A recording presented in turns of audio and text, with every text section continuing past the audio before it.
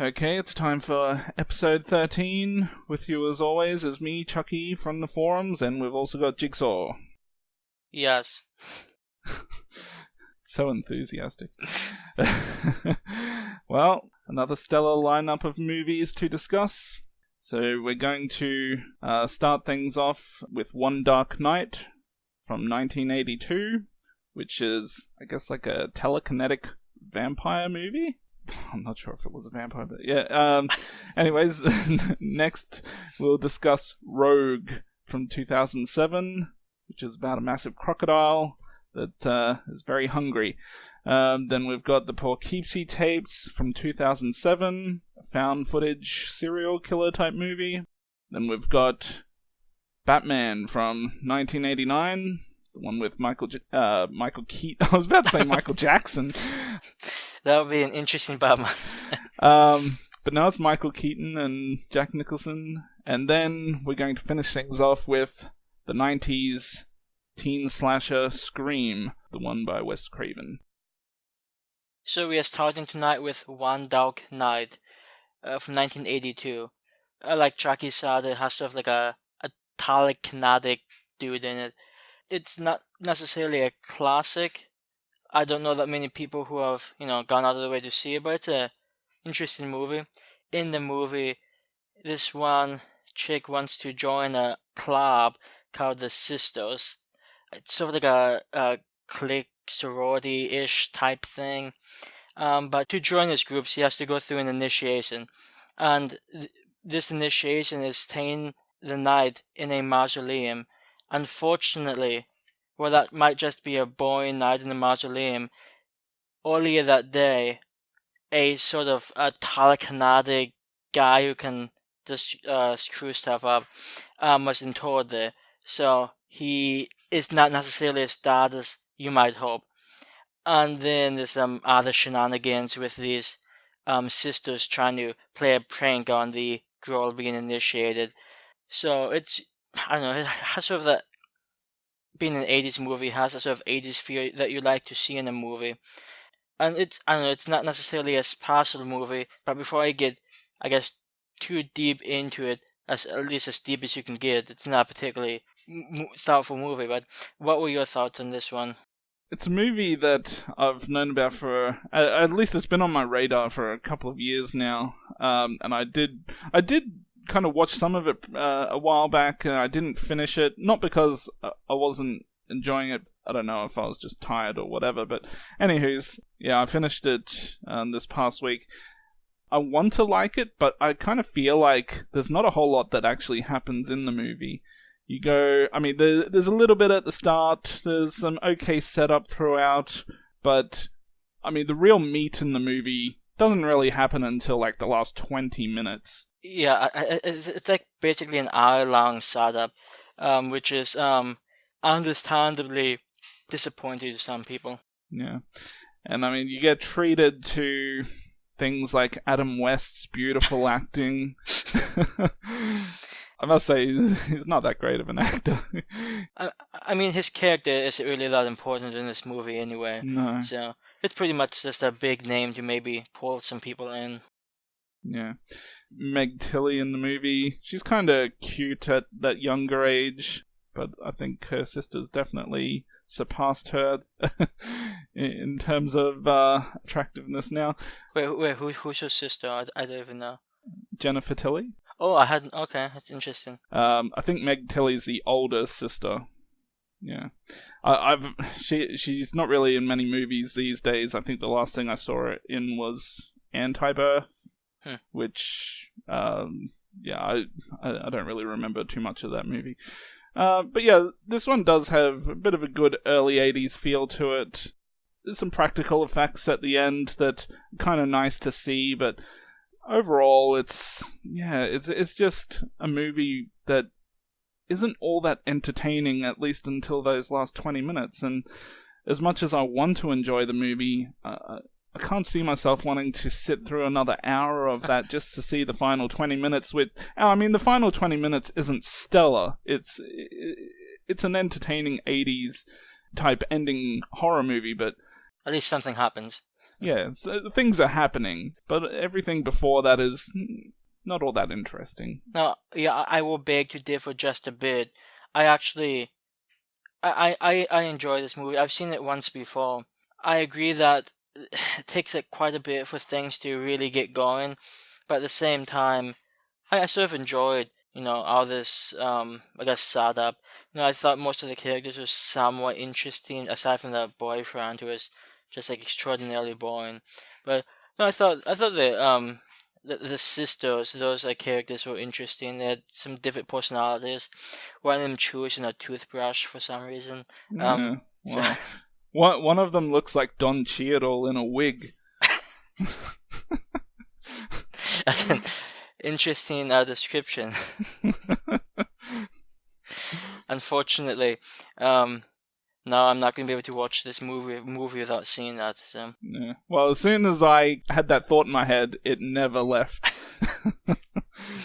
I mean, so I don't know. I think it's sort of an 80s way, even though nothing spectacular happens or even not much happens at all. It's interesting, you have Meg Tilly's character sort of walking through a empty mausoleum. It's sort of atmospheric, sort of not necessarily creepy, but it's enjoyable. And you have other things going on, and eventually, like in the final 20 minutes, things start coming together. I think probably one of the worst parts of the movie was the whole thing with the telekinetic guy's daughter, finding out about him, through the tape recorder, which is just a bit, I don't know, I didn't care so much for that addition. If they had just focused on the the sisters and Meg Tilly's character, I probably would have been okay with it. But I don't think we needed 15, 20 minutes of Adam West and his wife figuring out about the father. I just didn't do much for me. As much as I enjoy Adam West. Actually, Yeah. on a related note, I heard that the reason Adam West was in this movie was because I think it was the director felt bad for him because nobody was hiring him because of his long-standing role in the Batman series. Most people stayed away from him, so he felt bad for Adam West and hired him in for this role. So I think that's mildly interesting, and I can see it because I don't know much about Adam West's acting history, but I don't know if he's been in a plethora of things past Batman. That's pretty much all he's known for. I believe he has. I'm pretty sure he's been in tons of things. Yeah, but I mean, how many of his roles are known by anybody? Yeah, I mean, he's pretty much known for the early Batman stuff, I think primarily. He did do much better Batman than Michael Keaton, but... Hey, no way. Anyhow, about this movie. I enjoyed a decent amount of it despite the fact that not that much happened. I think it was sort of cool when the guy was going on his a telekinetic rampage. Other things were flying around, things got were sticking out of walls. There's sort of interesting visual effects. And like you mentioned at the end, there's I think some pretty decent special effects. I don't know if the zombie type things were necessarily amazing, but it was so pretty cool vibe. So I don't know.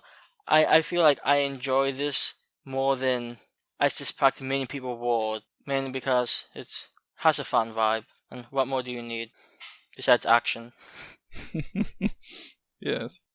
I'll just say that this, if you're a fan of 80s movies and you've sort of overlooked this one, I might recommend looking into it. It's not an amazing movie, but if you're into 80s movies, I'm sure that you have some type of high tolerance for not so great movies.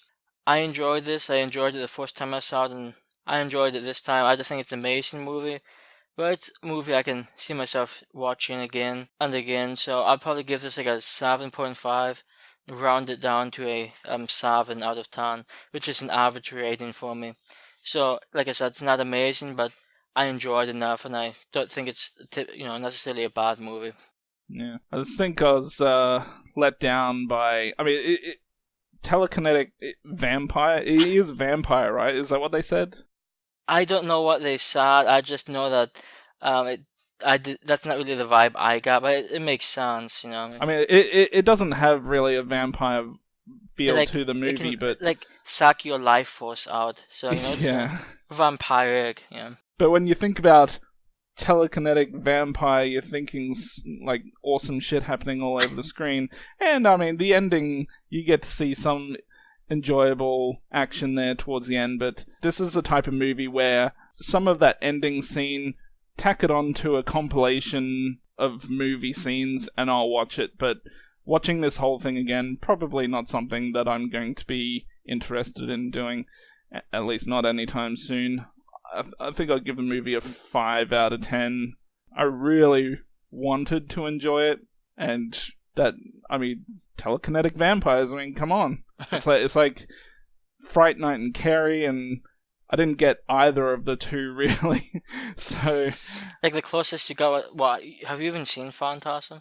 I've seen Phantasm, okay. Yeah, but unfortunately, I'm not a huge fan of Phantasm either. Okay. Yeah, there's pretty much nothing in it for you.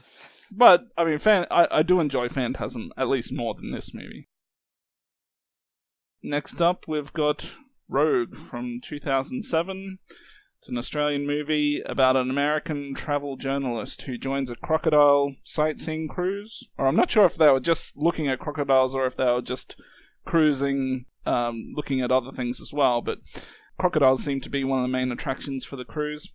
So this American journalist, he's on the cruise with mostly a bunch of other tourists, and eventually their boat is destroyed by this massive crocodile who, I guess, is pissed off because the people are on his turf and he don't take no guff. And I guess that's pretty much it. They have to kind of just figure a way to get off this island that they're stranded on, the tide's rising, and eventually it'll get to a point where they won't have anywhere to hide from the crocodile. Now, I actually saw this movie in the theaters when it first came out. I enjoyed it back then, and I still enjoy it now. I think it's a pretty good movie, especially for its budget. I don't think it had a huge budget. The opening to the movie is pretty cool. You kind of get to see the raw power of this massive crocodile that's in this movie. And I think it moves at a pretty good pace as well. There's not too many dull moments throughout. There's always interesting situations and ordeals, and you know, I think it's a fairly thrilling movie and quite entertaining throughout. So this is a movie I've known about for some time, but I've never seen it before. It's not a movie I had a particularly big interest in. When it comes to, you know, alligator crocodile movies, I mean, what more do you need than Lake Placid? So, and this one, in my opinion, is not as good as Lake Placid is. It's better. Oh, okay. I know. You and your Australian pride. But, this one, I'll say this, Ford. I thought the characters, they gave, like, each character a decent amount of feeling and backstory. So I feel like you can really sympathize with what these characters are going through. One of my favorite scenes in the movie, and I know from a horror perspective this might seem like bizarre, but there's a scene in which this guy is dumping out the ashes of either a wife or some loved one into the water. You know, nobody else is paying attention besides this one teenage girl who is also on the tow. And they just make sort of like an eye contact, and then the daughter just sort of gets closer to the mother, you know, just because she has him or this other guy has lost his loved one. So, and it's a small scene, but I don't know, I thought it was really touching. So this, I don't know, I really like the depth they gave the characters. And that's something that this movie did that, if they had to have done that, I don't think I would have cared that much. As it is, I think the movie's pretty decent. Although I will say there were some portions in which I thought were a bit dull and not necessarily the most exciting stuff. The version I watched was like an hour and 40 minutes, so I feel like if they could have maybe cut out like 15 minutes, I might have been a little happier. Especially like the final fight between the main dude and the crocodile. I felt like that went on a bit long, and I don't know, it just past a certain point I wasn't necessarily as engaged as I would hope I would be. Wow. You suck. Well, I still think it's a pretty good movie. And it's definitely one of the more serious crocodile movies I've seen. a lot of times when I watch crocodile / alligator type movies, they're a little more cheesy, a little more just a bit more unrealistic. Now, I believe this one is sort of based off a true event. I don't know how true the event is. I didn't read much into it, so maybe that's why this one has a bit more feeling behind it. Well, I'd say the crocodile in it isn't exactly, in terms of its size, isn't your typical crocodile. Might be in this trailer. It's kind of like the Jaws equivalent, where it's just over the top massive. As I mentioned on previous shows, I did see Crawl not too long ago in the theaters, and I think if you enjoyed this, you'll probably enjoy Crawl or vice versa, even though Crawl's more of it's not so much about the size of the animals. They've got multiple crocodiles in that movie, alligators, I believe. Out of interest, would Crawl technically count as a home invasion movie? That's an interesting question, actually. Technically, no. Anyways, yeah, back to Rogue. I'll say one interesting thing about this. One of the actors, when I was watching the movie, I didn't actually realize this. When I was looking through IMDb credits, it hit me. But one of the actors is the same guy who played Mick Taylor from the Wolf Creek movies. Yeah. Which, like I said, I didn't notice at the time, but, after I saw that, and I looked at his face, I'm like, oh, hey, that is the same guy. Yeah, the guy that was spreading the ashes, yes. Yeah. And that's kind of funny because this was like a movie that I saw probably not long after seeing Wolf Creek also in the theaters, so it's kind of funny when you see a character play, this sadistic killer in one movie, and then this sympathetic character in the next. So, yeah, that was kind of funny. There's also Sam Worthington's character in the movie, who I wouldn't quite say is a badass in the movie, but he's probably one of the most heroic people in the movie. I he started out like a jackass, but I respect the guy. Yeah, would have been nice to get to see a little more screen time for him in this movie. And I think at that time that was around a time where he was quite popular. I think he even appeared in a Terminator movie as one of the main characters. Yeah, he had quite a bit of popularity at that time. I'm not sure what's happened to him since. I mean, as I was watching the movie, the crocodile, it's picking off a lot of people quite constantly, and all I'm thinking is, uh-oh, someone's gonna have a tummy ache. He's eaten a little too many people too quickly. And not just people, unfortunately. I really wanted that dog to make it out. It was so close. Actually, that reminds me. So one of my there wasn't that much in the way of there's obviously the crocodile, which I'm going to assume is CGI. It's probably not the real crocodile, but there was a somewhat cool scene toward the end when the main guy is fighting the crocodile, and by fighting I mean trying not to get eaten, when I believe it looks like his hand gets impaled by one of the crocodile teeth, which in later scenes the injury doesn't actually look that bad, but during that scene it looks like a pretty painful and unhappy time. Well, I guess when you said earlier that you weren't sure if it was a real crocodile or a CGI crocodile, I guess that at least is an indication that the CGI is not too bad for this movie, especially being a lower type budget movie for something that requires quite a bit of CGI for its villain. One thing I appreciated about this is that until the end, the crocodile itself didn't really appear that often.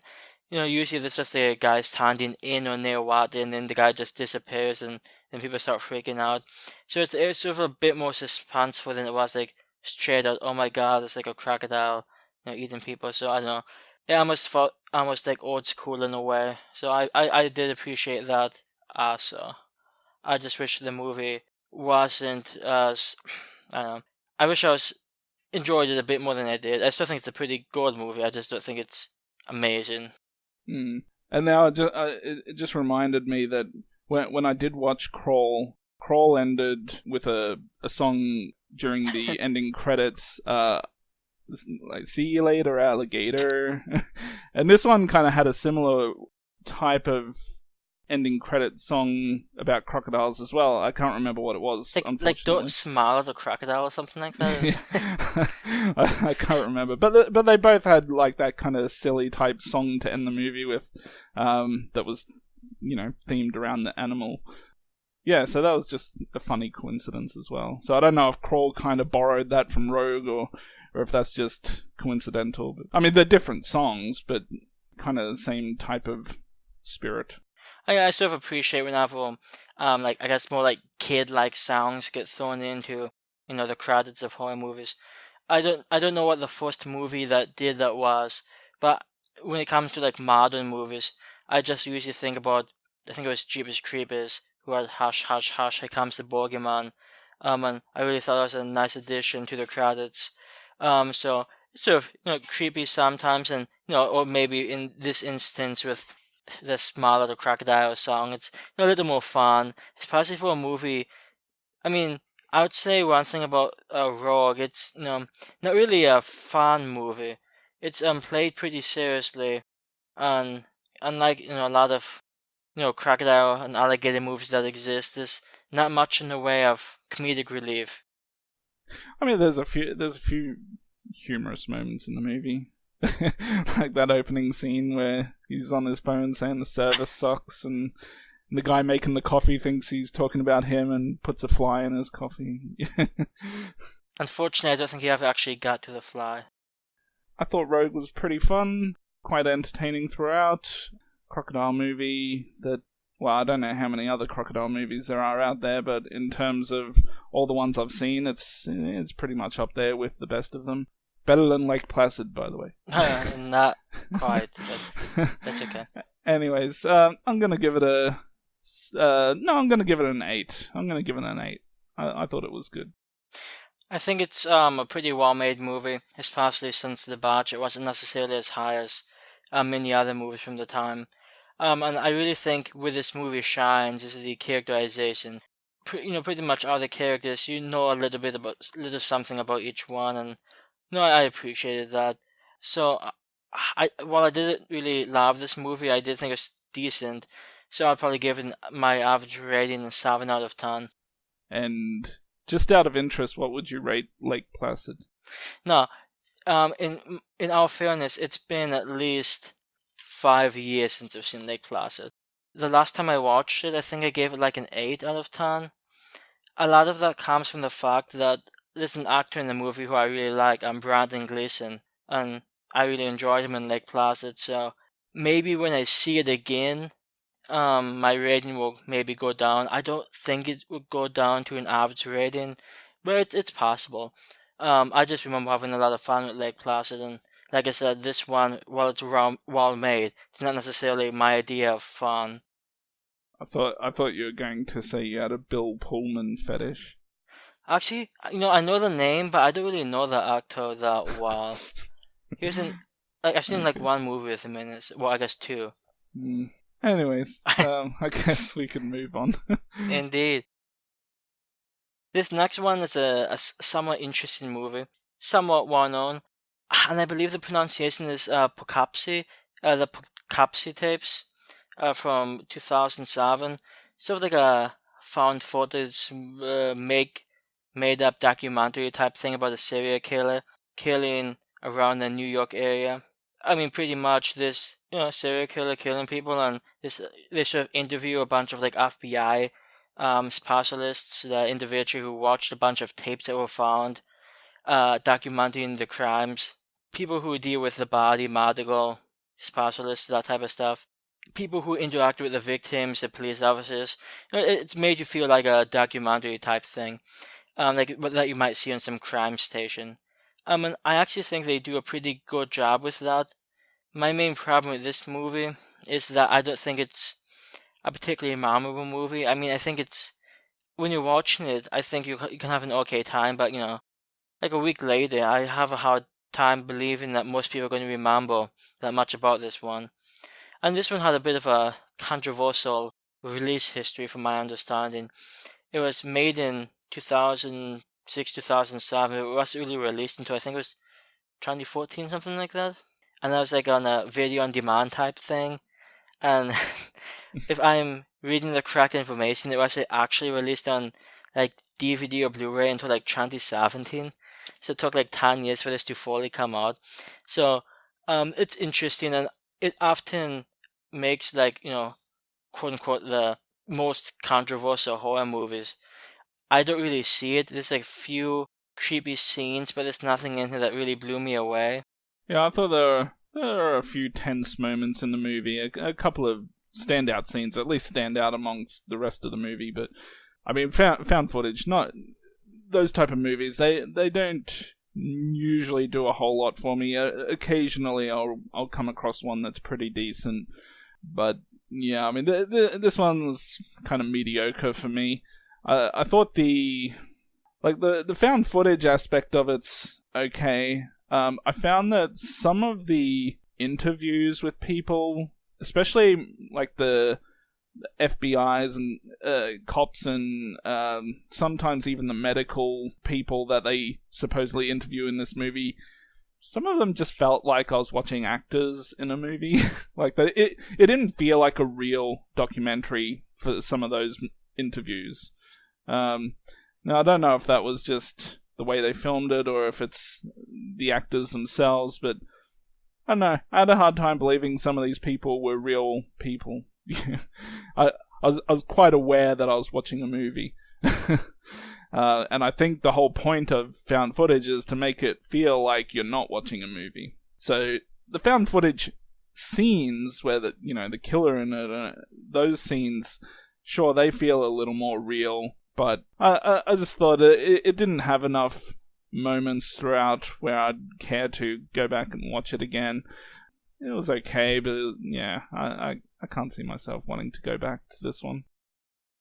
Yeah, one thing I did like about this is this sort of a subplot, which I won't get too much into, but sort of a subplot that revolves around 9/11, which I thought was sort of an interesting addition. I know that some viewers found it somewhat tasteless to, invoke that, but I thought it was really interesting how they sort of tied it into this, make-believe story, and it's certainly believable too. So I don't know, I sort of enjoyed how they did it, really shy away from that type of thing, because some modern movies do. So at least this one, in that aspect, felt like, hey, that could actually happen. And I'm sure to some extent things like that did happen. Not that this is a huge spoiler, but I just thought it was kind of ironic that the woman that they find or rescue or whatever, it was kind of ironic putting her on camera later on. She spends her horrific ideal in front of a camera. So yeah, see that scene. No, I know that the I know the performance might not necessarily be amazing, but that scene sort of got to me. She's tortured for something. Is it like 10 years, something like that, for a really long time. Then they finally found her, and she's all messed up, as you can imagine. Obviously, there's not necessarily a happy ending to that. So I mean, I do find it ironic. But I just felt so bad for hey, I don't know what you want me to say, because she's so conditioned to being told, hey, this is what you have to say. I found it somewhat, despite the performance being somewhat shaky, I found it somewhat heartbreaking. Probably the most standout scene for me was the one where he picks up this one lady. She thinks he's a cop, and he's actually kind of saying throughout, watch out for this killer guy that's out. And then eventually he's almost like, psych, I am the killer. Hey, why do you call me officer? Wait, what? And now, I'm going to make a deal. You let me rape you, and I won't kill you. And that's not going to happen. Yeah, let's be honest. You probably want to be alive for what I'm going to do with you. So. But, yeah, I think the moment where she's like, okay, I'll let you rape me, that was kind of pretty messed up, so... Yeah, so that scene stood out to me. Yeah, I think there were maybe 3 scenes that I mean, the costume the guy wore in some of his tapes was a bit goofy. Sort of like a plague mask type, French aristocracy type thing, but I can see if he's so messed up that he might think it's okay. Yeah. It just looked a bit goofy at times, but that's sad. I can imagine there's a lot of things that these types of people would do that might seem goofy from an outside perspective, but obviously if you're the victim, you're just going to be terrified even more. I also like the tension during the gross cut scene. Now, I guess I should mention that I have seen this one before. It's been like 3-4 years. But the one scene I remembered was the scene with the gross cuts, You obviously hope nothing happens to them. But then again, they're so stupid enough to go into this guy's house. So. Yeah, kind of surprised how that turned out. I was expecting something else to happen. Which is probably a good thing because it can sort of get rid of your expectations, at least in a small way. Yeah, my issue with this movie, and I don't dislike found footage as much as Chucky might, or find this necessarily as mediocre. My issue with this one is that there's not that many memorable scenes. There's one toward the end. There's a sort of a creepy scene where he's crawling around for some reason, which has sort of a creepy vibe to it. But there wasn't that much here that really it's going to stick with me in the years to come. I thought it was decently made. I actually was okay with most of the interviews. I could believe that some of these people could be FBI. So I did have a big issue with that. But I just don't think it's a particularly memorable movie, and it's okay for like a single watch. But I can't imagine watching this one multiple times. I feel like it would lose its value after first time seeing it. So I'll probably just give this one an average rating, 7 out of 10. And then just forget it the next week. Yeah, I'm kind of the same thought pattern there, that it was okay to watch as a once-off. I'm certainly, I'm not regretting having watched it, but at the same time, I can't see myself wanting to go back and watch it again. I think I'm just going to give it a 5. Yeah, it's got a few tense moments, and it's okay in certain parts, but some of the interviews just didn't feel real enough for me, to the point where I wasn't convinced that this is like an actual documentary. I mean, deep down we all know it's not, but I didn't even get to that point where they could kind of suspend my disbelief in that way. So, yeah, it was a mediocre movie for me, I thought.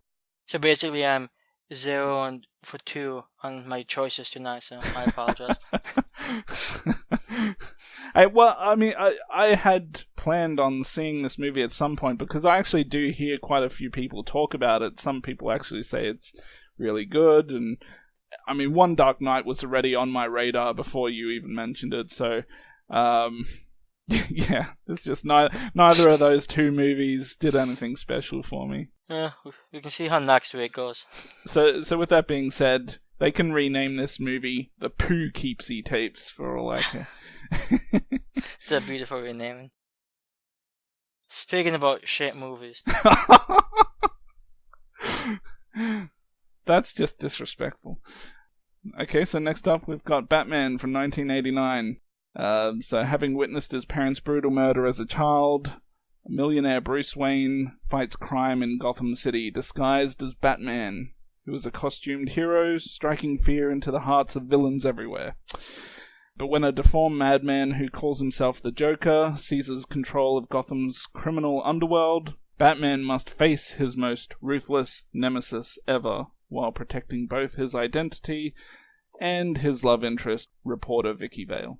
So this is actually, to my memory, the first movie I ever saw in a theater. And I believe I was around 5 to 6 years old at the time. So I still remember at the end of the movie, where they have that shot of Batman standing on the building. I remember in the theater standing up and, doing the same thing from where I was sitting in the theater as a kid. In terms of Batman movies, and this is probably the nostalgia aspect, and clearly, being the first movie that you see in the theater, it has that special connection with you, at least for me. So there's a lot of things about the movie that I do love. I think Michael Keaton in the movie is good. I prefer him the most out of all of them. He's probably not the most accurate to how Batman is in comics and all that. You know, there's probably some guy out there listening to this like, he's not meant to be that way. But I don't really like the playboy aspect of Bruce Wayne in other movies, and they don't really have that aspect in this. At least they tone it down quite a lot. I like the design of the Batsuit. I like the Batmobile design. Jack Nicholson's pretty good as a Joker.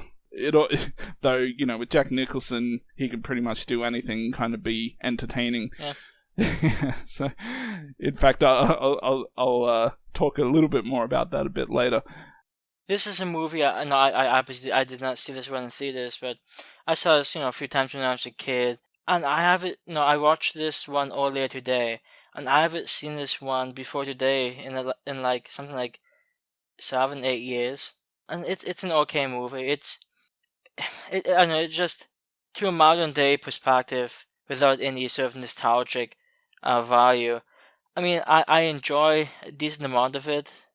I like Jack Nicholson as the Joker. I don't think he's nearly as good as Heath Ledger is, but I still sort of enjoy his performance, especially toward the end when he's when you hit a guy in glasses. This is some funny things. I didn't care too much for his whole like I'm an artiste of the new whatever he said. But I don't know, I mostly enjoyed his performance. Michael Keaton as Bruce Wayne is okay. I sort of like the absent-minded millionaire type. Well, in comics it's more like a billionaire, but I sort of enjoyed the absent-minded type thing. I was okay with it. I wasn't blown away, but he was decent. And there's other small performances that don't really matter that much, but I enjoyed them. Like the Alexander Knox character, he was sort of fun. And I really enjoyed Alfred too. This is probably one of my favorite renditions of Alfred. So I don't know. There's a lot of things I like about the movie. It just doesn't really blow me away. Like I feel like a Batman movie is short. It doesn't feel epic to me. It doesn't feel like an amazing movie. It just feels like a decently made Batman movie. But you can tell they could certainly improve, and I think they do in the future. They do have pretty good music though. It's a very Tim Burton-esque type movie. It's very much his style, and some of his earlier movies like this, and I think Edward Scissorhands' pretty decent movie for what it is, but it's a style that kind of annoys me the further and further. Not with these movies, but with other movies that he's made further down the track, it's kind of annoyed me. Now, one interesting thing about the Joker is Tim Burton had someone else originally in mind to play the Joker, and his first choice, do you happen to know who it is? Off the top of my head, I do not. It's actually meant to be Brad Dourif. So, that was Tim Burton's original choice for the Joker. And I'm not sure why it didn't happen. I mean, honestly, that would have been an okay choice. I can see why. Yeah. But yeah, no, it's just an interesting tidbit for all the horror fans out there. Anyways, back to Jack Nicholson. I listened to an interview not a whole lot long ago with Michael J. White, who was in The Dark Knight. You may or may not be familiar with who he is, but he's that one guy in The Dark Knight who says something like, "Give me one reason why my boy here shouldn't rip your head off," or something like that. The pencil trick. Yes. Yeah. So he was talking about the difference between Jack Nicholson and Heath Ledger playing the Joker. And yeah, he was saying, Heath Ledger did a better job, mainly because Jack Nicholson, anything he does is interesting. He could just read the alphabet and people would find it interesting. But Heath Ledger, with what he did, he completely... you wouldn't even know it's Heath Ledger had his name not been on the credits. He just completely transforms himself into something completely insane and different to how he is as a normal person. Whereas with this, I mean, you could tell it's Jack Nicholson. Yeah, but even so, I guess that's a power that Jack Nicholson has. He's just that charismatic. He's so in that one sense. And because there is a bit of a not a comedy aspect, but there's a certain silliness to the character that makes it okay or acceptable for the type of performance that he's put in. I mean, which is it to say? I mean, he's still pretty sadistic in this movie too. I mean, he's obviously. I mean, even before he becomes the Joker, the guy's unhinged. So, I mean, I really enjoy this what they sort of do with his character. Especially toward the end of the movie, you know, with that one character, hey, give me your gun, and then boom. Yeah, it's a fantastic scene. It's a very dark movie with some violence in it, but I mean, the rating for this movie here in Australia is only PG, and our PG is softer than a PG in America. Or well, like your PG-13 is like a M rating here for a lot of movies. I'm sorry. And this doesn't even reach an M rating, so I guess that's why it was fine for me to see it in theaters when I was 5 or 6 years old. And I like how you said earlier how you didn't happen to catch it in theaters. You wouldn't have been born yet. Yes, that sounds like if this is one of the first movies that you saw in theaters, I can certainly understand why you would look upon it so highly. I actually don't remember the first movie I saw in theaters, so I'm happy you have this. I have to say, one scene that I always, you know, even when I was a kid watching it, that I thought was just a bit goofy, was when he went to the art museum and the guy with the boombox, like I forget what the song is playing, but like I didn't particularly care for that part, just a bit much. Yeah, the Prince soundtrack, yeah. But I think another thing about this movie that I really enjoy is, I'm not going to say it's ultra realistic, but it's a lot more grounded.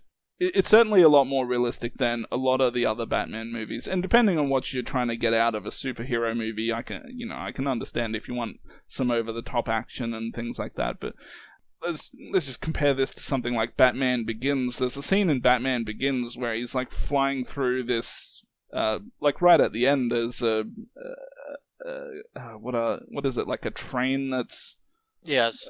A train that's been cut in half or whatever, and he's flying through, and yeah, you're not going to see things like that in this movie. The way he fights criminals in this movie is quite just like brawling with them, like, just standard punching, kicking. It's just a lot more. I just have to stick with the word realistic, I guess, but for lack of a better word. I suspect part of that might be because this is late 80s as opposed to 2000s. I don't know. I mean, I had no problem with the fight in this movie. I thought it was perfectly okay, but I don't necessarily see, at least the fighting in the newer movies in Batman Begins, Dark Knight. I don't see that as necessarily unrealistic. Yeah, not necessarily the actual like punching and kicking in those movies, but there's a lot of other things where, he's using his gadgets to fly around all different places, almost like he's Spider-Man, and not quite to the same length that Spider-Man does, but to the point where I'd be like, it just feels like it's a little too cinematic. Anyways, that's just something I kind of more appreciate about this movie. It just felt like, hey, if someone did want to go out and start being their own superhero, I could see them being more like this than something like in those other movies. And the gothic setting of Gotham City is pretty good in this movie as well. I think it's quite atmospheric. Yeah, and actually, on a related note, I don't know what you think about Batman Returns, but I feel like that one sometimes goes a bit over the top with its gothic feel. This one still felt like an actual city, just like a really crime-ridden one. So it didn't feel like unrealistic in the way that I thought Batman Returns sometimes did, even though I actually think Batman Returns is a bit better than this one, in my personal opinion. At least the city felt more real to me. Yeah, I mean, I like Batman Returns as well. I saw at least the first 3 Batman movies in this series in the theaters when they came out. I am sorry that you saw Batman Forever. Yeah. Wow, at least I didn't see Batman and Robin. I mean, I love Tommy Lee Jones, but he is not my Two-Face choice. Yeah. Yeah, no, I just, like I was saying, it's the first movie I ever saw in the theaters, and so I guess that plays into a lot about what I like about the movie, but I like the choice of Michael Keaton. Like I said, I like the design of the Batman suit, the Batmobile. The atmosphere of the city is really cool. Jack Nicholson does pretty well. It's got really good music. There's just a lot for me to like about this one, and I find the more realistic a superhero movie is, probably the better it is for me. So I'm going to give it a 10. I'll give it a 10. I struggle between a 9 and a 10, but I'm going to push it up to a 10. Yeah, I think it's a decent movie. I suspect that some of my issues with it may be purely generational. Obviously I saw this movie before I saw Batman Begins. I probably like Batman Begins more than this one, but I definitely think The Dark Knight is one of the best Batman movies ever made, and I don't think that's going to be beaten anytime soon, especially since DC sucks at making live-action movies nowadays. Aside, I guess they had like maybe 2 good movies in the last 10 years live action. I don't know, this movie's okay. It just doesn't blow me away. I mean, the story is decent. It's but there's not enough to it. There's not enough punch. Like the whole thing with Jack Napier being that one who killed Bruce Wayne's parents.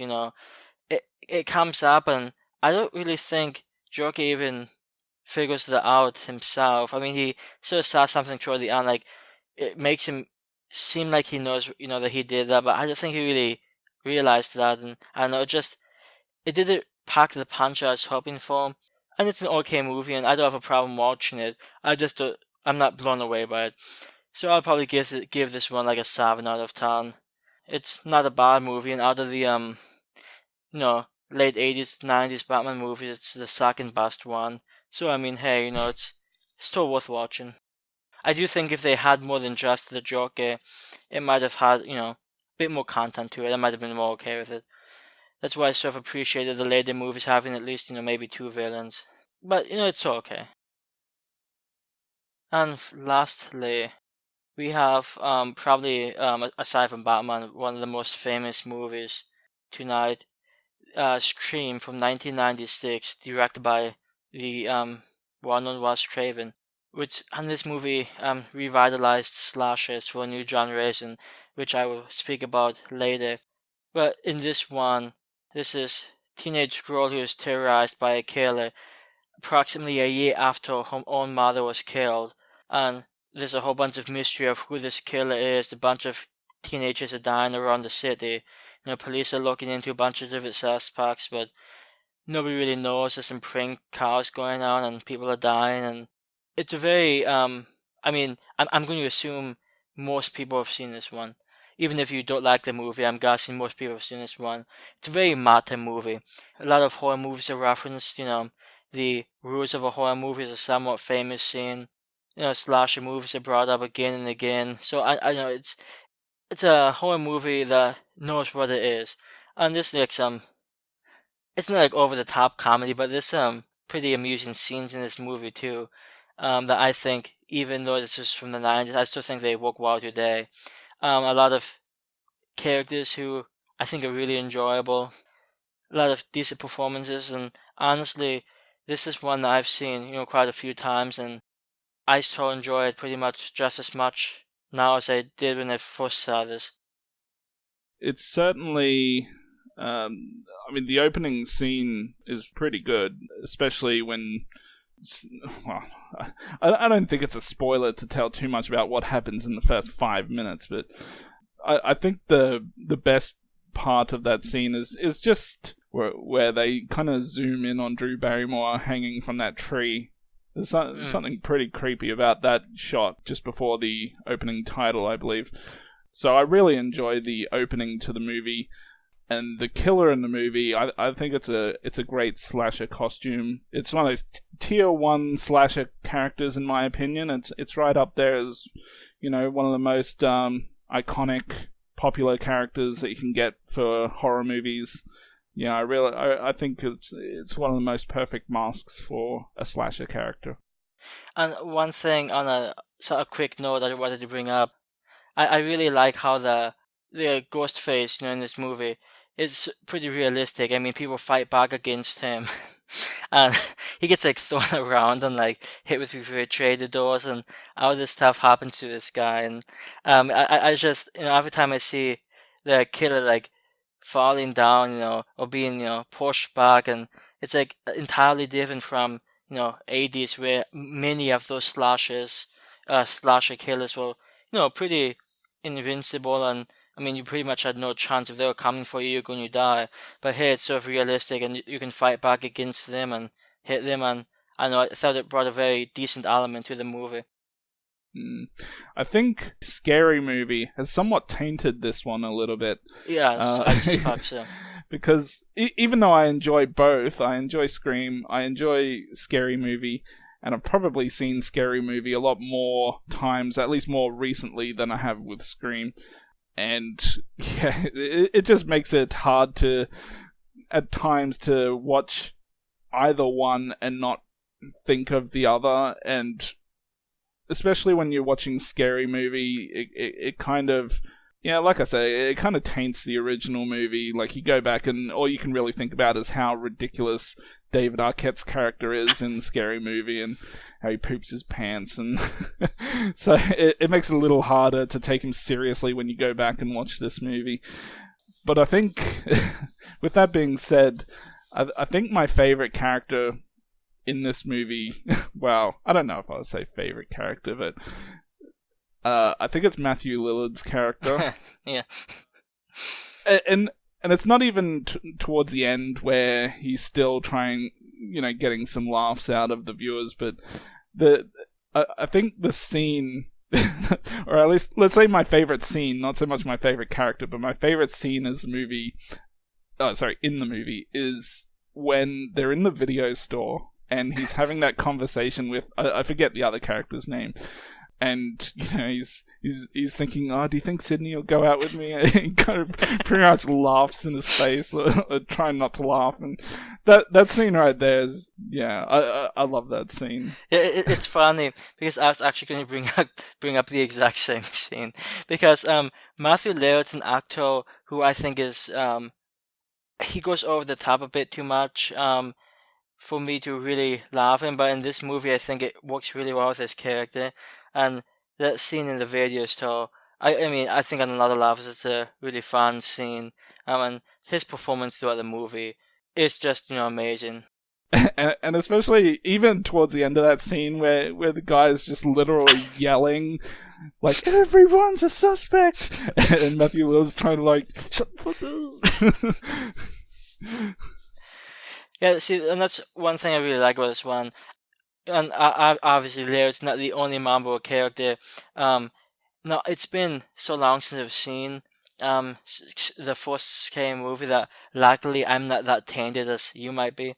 But David Arquette's character consistently broke me up in this movie when he's trying to have a serious conversation with the police chief, or having ice cream. That just it's not. It just shows what sort of a younger guy this guy is. So when he's arguing with his sister, hey, does mom know she's coming over? And hey, when I wear this badge, you respect me. I mean, the guy was he was ridiculous, but in a way that felt somewhat, hey, this could, theoretically in a small town, this could actually happen. So I don't know. I really, both him and Laird being in the characters in this movie, just fantastic, and really make this movie. I think it's a very suspenseful movie. I think it's decent mystery, but those performances are just, they bring a lot of great humor to it. And plus, we just like the principal. Yeah.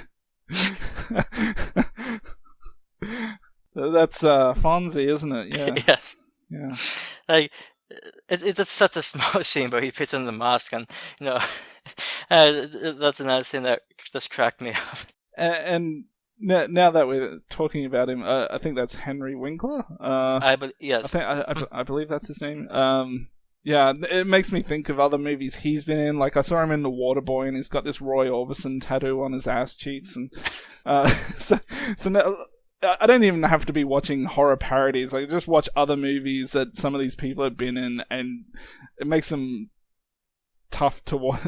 Well, sometimes it can make them tougher to take us seriously in the movies. And it's kind of funny how in the movie, those guys ditch the party and they're all excited to go see what is supposedly the principal hanging from the football goalpost or something. They're not like, oh my god, someone's killed him. They're like, we gotta see this. Yeah, it's the nice insensitivity that you can expect from many high school students. Yeah. Like when they're so happy that school has been momentarily cancelled. Like, hey, thanks, Sid. Yeah. Yeah, I'll simply say that I don't know whether it's ranked in my 90s. I don't have any I don't have any top 15 90s horror movies in front of me, but this is probably in my top 20 horror movies from the 90s. I think it's a pretty well done movie, and I'll say one thing for them. If Wes Craven had directed A Nightmare on Elm Street, I would actually say this is his best movie. Now, because he directed Nightmare on Elm Street, I would say this is his second best movie. But it really did a lot for the genre, and I know that some people might think movies that followed this, were just generic cliche. I Know What You Did Last Summer from 97, Urban Legend from 98, and going as far as, Valentine from 2001. But this, like I said near the beginning, this sort of brought slashers back into the mainstream for better or worse. And being a slasher fan myself, I was, I'm really happy that they got sort of like a boost after this movie came out, despite some of them not necessarily being that great. So, I mean, Scream is just a fantastic movie, definitely worth watching, and I'll give this one like a 9 out of 10. Yeah, I mean, I try not to let Scary Movie taint my rating for this one too much. I'm gonna give it an 8. And I do think it is one of the better 90s horror movies out there. And like you said, it's during a time where they were just struggling to put out quality slasher movies, so or any slasher movies, really. And so this one came along and did really well, and it brought slashers back for a while. But even though it brought them back for a little while, now I think it's been quite some time since we've had a lot of quality slasher movies back in the theaters. Right now, we've spent the last 10 years seeing so many supernatural themed movies where I just really want to see them pump out a lot more slasher flicks. How do you feel about the sequels to Scream? To be honest, I don't watch the sequels all that much. I saw part 2 in the theaters, which I remember enjoying at the time. And I think over time, my enjoyment of that one hasn't held up as much, but I think number 3 is pretty mediocre. I did see part 4 in the theaters, and I maybe watched it once again on Blu-ray. I can't remember. That one was okay. The original's definitely the clearly the best out of them all, though. Yes, and here's a fun fact for you.